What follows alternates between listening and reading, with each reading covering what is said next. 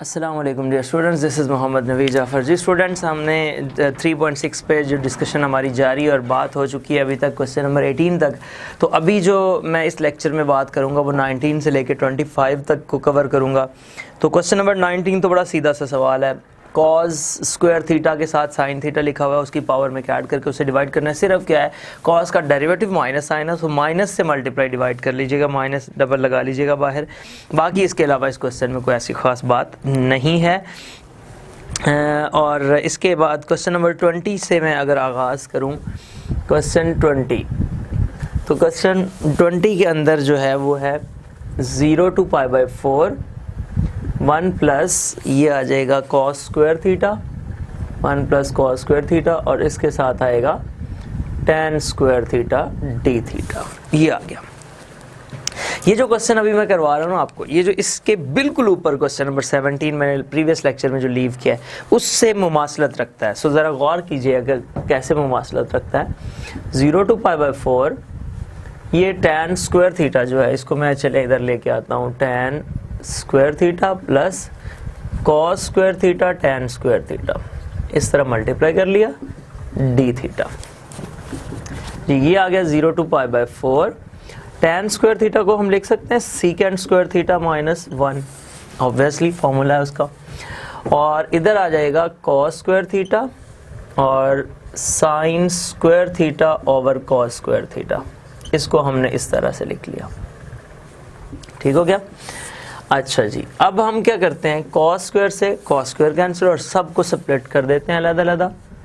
0 to π/4 secant square theta d theta minus 0 to π/4 1 d theta plus, और ये जो sine square theta, ये इसकी इंटीग्रेशन भी हम पहले कर चुके हैं, इसकी डायरेक्ट कोई इंटीग्रेशन नहीं है, फॉर्मूला लगाना पड़ता है half angle 1 minus cos 2 theta over 2। सो इसकी इंटीग्रेशन डी थीटा 0 to π/4।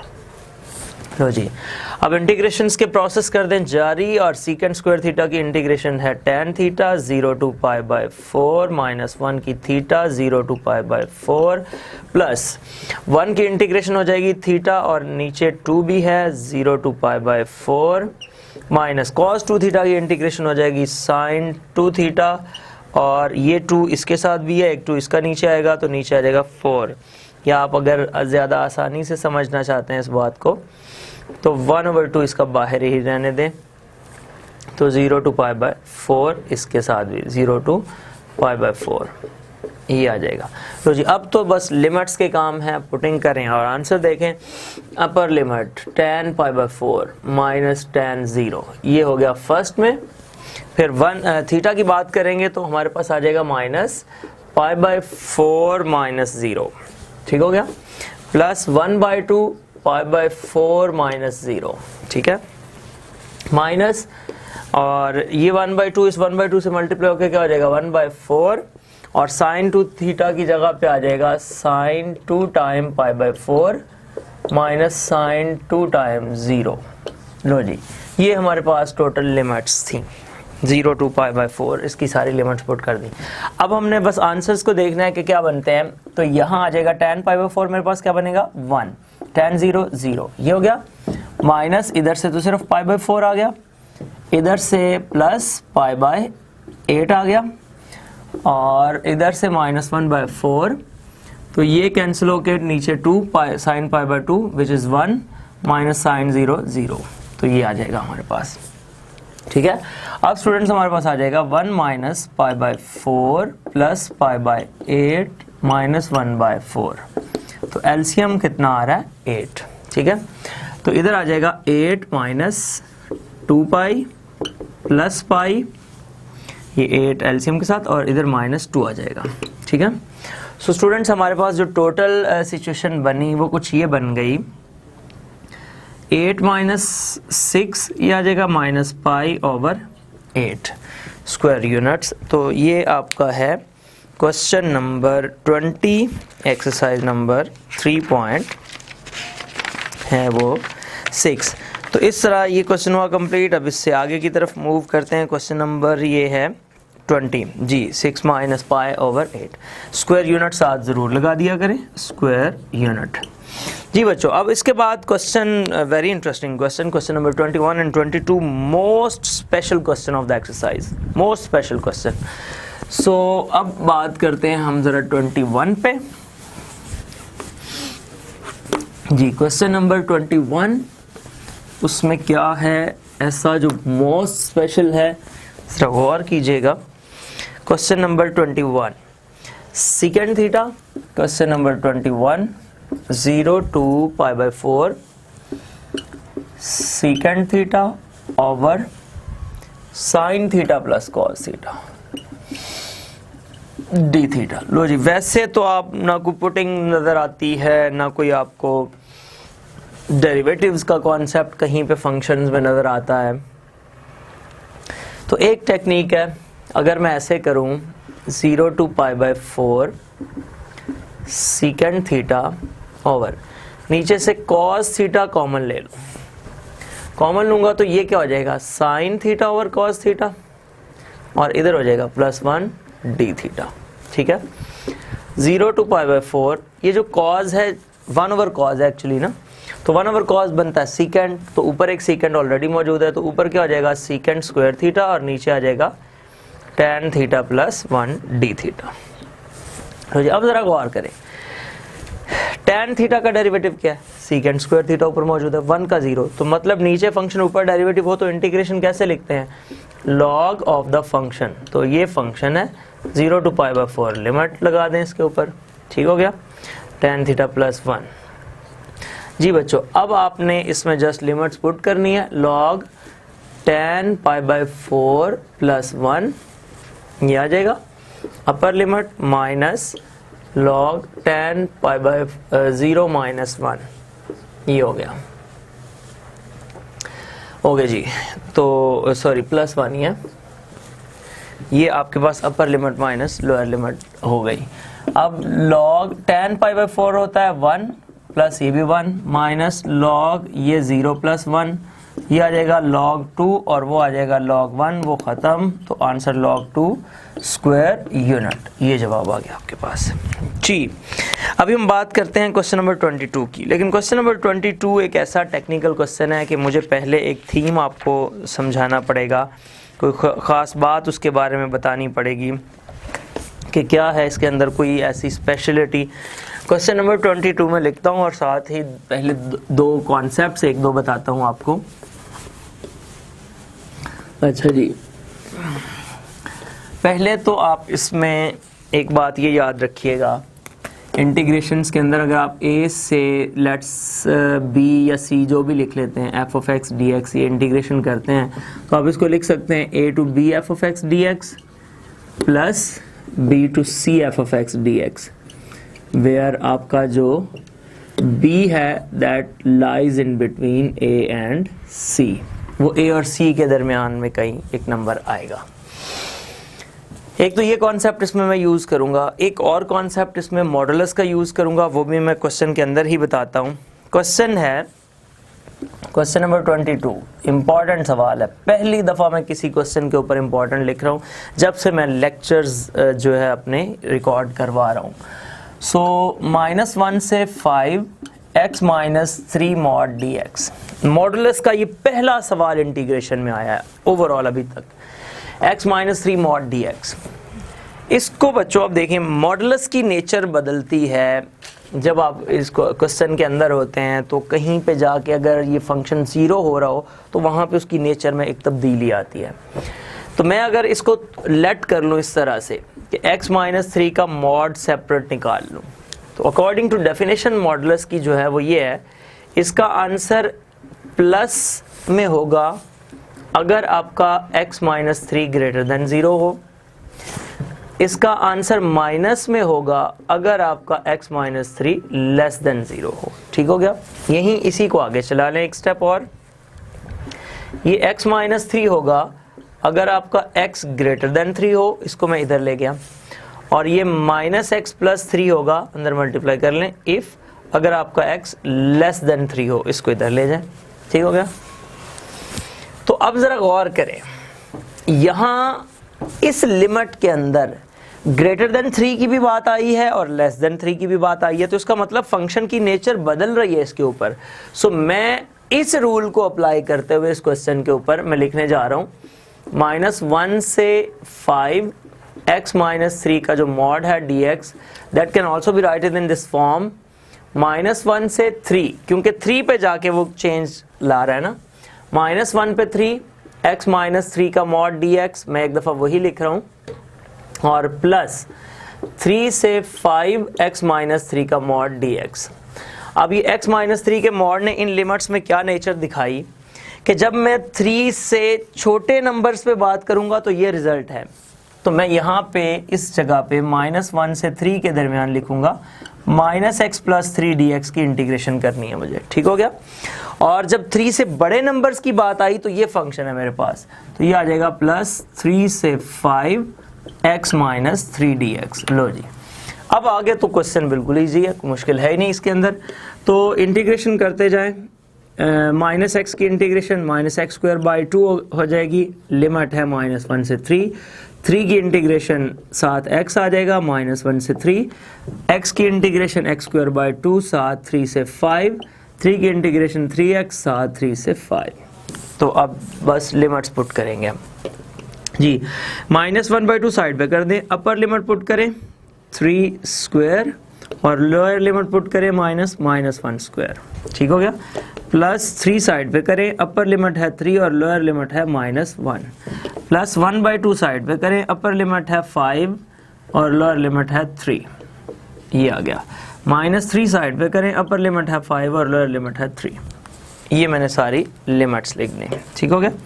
यहाँ पे आ गया -1/2, 9 -1 का स्क्वायर लेंगे तो +1 आएगा, और ये -7 इसको क्या कर देगा -1, +3 माइनस प्लस, थोड़ा डायरेक्ट कर रहा हूँ, -+ 3 + 1 4 और 4 को 3 से मल्टीप्लाई किया तो ये मिलके मेरे पास, चले ऐसे मैं लिख लेता हूँ 3 × 4, ठीक हो गया। +1/2 ये आ जाएगा 25 माइनस जो है, एक स्टेप कर ही दें ओवरऑल सबका, 3 + 1 ताकि सेम पैटर्न रह जाए। 1/2 25 - 9 - 3 और 5 - 3 कितना आ जाएगा 2। लो जी, यहाँ पे स्टूडेंट्स हमारे पास आ जाएगा -1/2, ठीक है। 9 - 1 कितना हो गया 8 + 3, ये 4 × 3 कितना हो जाएगा 12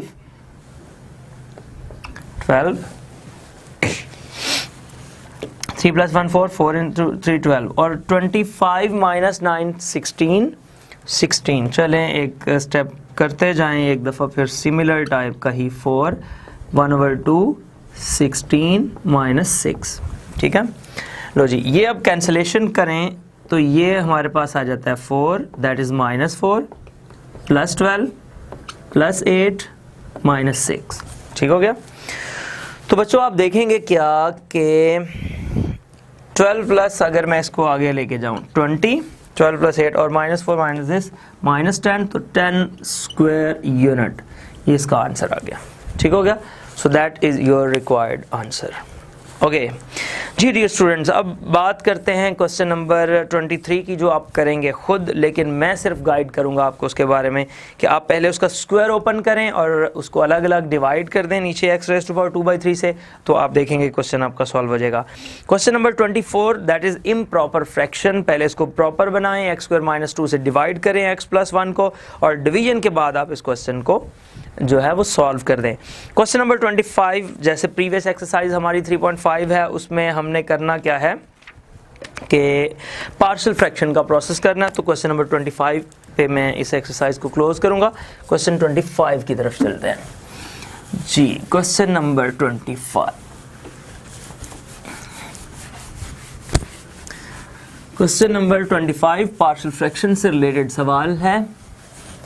हम पहले इसकी पार्शियल फ्रैक्शन करेंगे और फिर क्वेश्चन हमारा जो है वो अपने इख्तिताम की तरफ जाएगा जी। क्वेश्चन नंबर 25, क्वेश्चन 25 सवाल है मेरे पास 2 से 3 लिमिट है, 2 से 3 लिमिट है, 3x² - 2x + 1 है शायद, 3x² - 2x + 1 ओवर x - 1 ×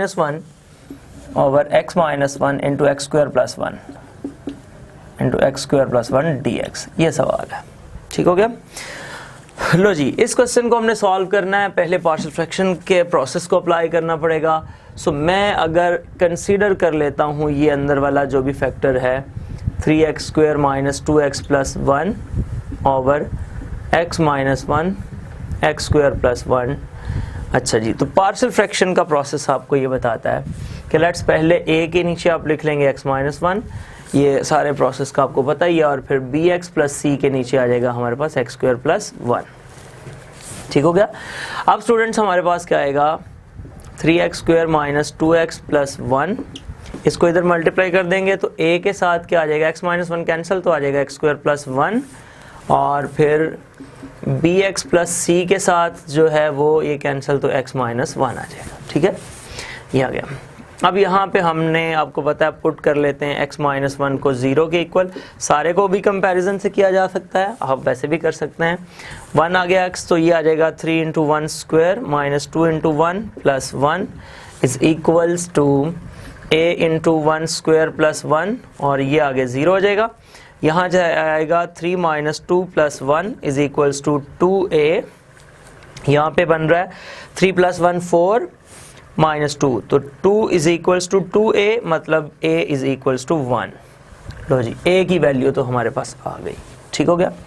अब हम चलते हैं आगे b और c की तरफ, तो वो कंपैरिजन से आएंगे।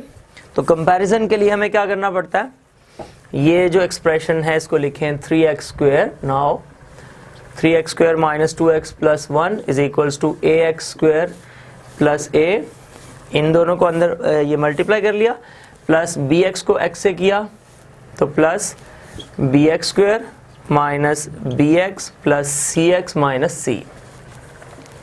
3x square minus 2x plus 1 is equals to ax square bx square में से x स्क्वायर कॉमन, तो a plus b into x square. अब इन दोनों में से x कॉमन, तो plus minus b plus c में से x कॉमन, और प्लस a माइनस c, ये आ गया। अब इसके बाद बच्चों हम क्या करेंगे कि पुट कर लेंगे, अब सॉरी कंपेयर कर लेंगे, compare the coefficients of x square x and constants. So ये बच्चों हमारे पास आ जाएगा 3 is equals to a plus b। a की वैल्यू मेरे पास है 1, तो मैं which implies that 3 is equals to 1 plus b implies that b is equals to 2। ये मेरे पास b आ गया। अब c रह गया, नेक्स्ट ट्राई करें। Minus 2 is equals to minus b plus c, minus 2 is equals to minus b क्या है, minus 2 आ जाएगा प्लस सी, इधर आएगा minus 2 plus 2 is equals to c implies c is equals to 0। लो जी, ये आ गया।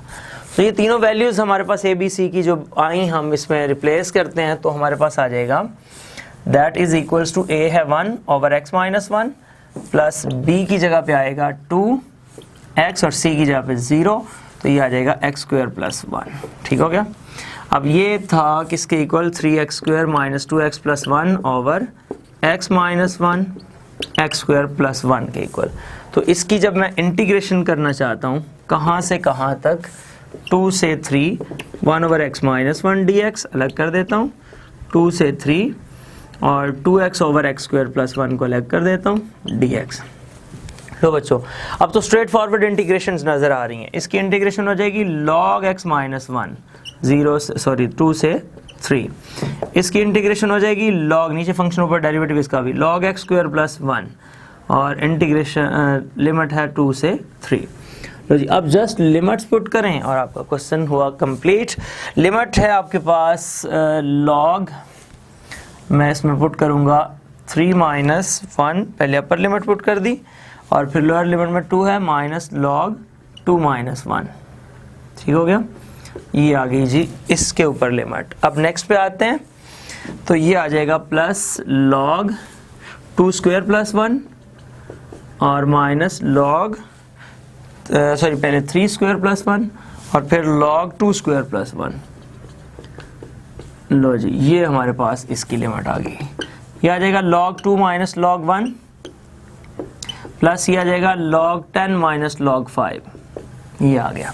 ठीक है, ये बच्चों हमारे पास आ जाएगा log 2, log 1 खत्म, और ये आ जाएगा log 10 बाई 5, ये आ जाएगा log 2 प्लस log 2 ये आ जाएगा 2 log 2 या फिर log 4 भी लिख सकते हैं, स्क्वायर यूनिट और स्क्वायर यूनिट, कुछ भी आंसर इन दोनों में से लिख दें।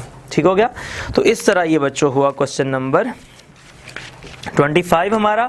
क्वेश्चन नंबर 25 भी हुआ और ये आपकी जो एक्सरसाइज के हम एंड की तरफ मूव कर रहे हैं। तो अब नेक्स्ट लेक्चर में इंशाल्लाह बात करेंगे आखिरी 5-6 क्वेश्चंस के ऊपर। उम्मीद है आपको ये बातें समझ आई होंगी। ज़िंदगी रही तो इंशाल्लाह तबारक व तआला फिर इसी प्रोग्राम में इसी चैनल पर दोबारा मुलाकात होगी। तब तक इजाज़त दीजिए। अल्लाह हाफिज़। अस्सलाम वालेकुम।